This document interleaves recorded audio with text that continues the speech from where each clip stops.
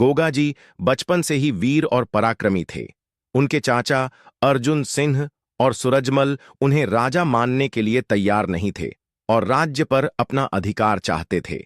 उन्होंने कई बार गोगा जी को कमजोर करने की कोशिश की, लेकिन हर बार गोगा जी की बुद्धिमानी और शक्ति के आगे वे असफल रहे।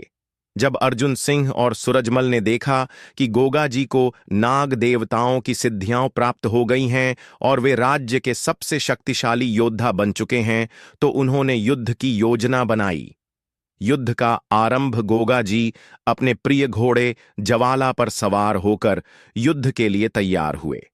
उनके पास नाग देवताओं का विशेष आशीर्वाद था, जिससे वे विष और अस्त्र शस्त्रों से प्रभावित नहीं होते थे।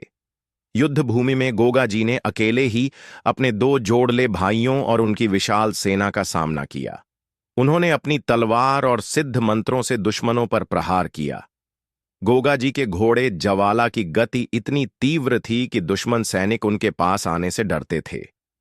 कहा जाता है कि जब अर्जुन सिंह ने गोगा जी पर वार किया, तो उनके नाग मंत्रों की शक्ति ने उन्हें बचा लिया।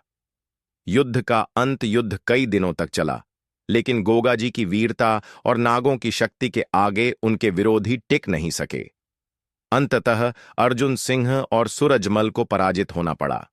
गोगा जी ने उन्हें जीवनदान दिया और राज्य में शांति स्थापित की। हालांकि युद्ध के बाद गोगा जी को यह एहसास हुआ कि सत्ता और शक्ति से अधिक महत्वपूर्ण धर्म और भक्ति है।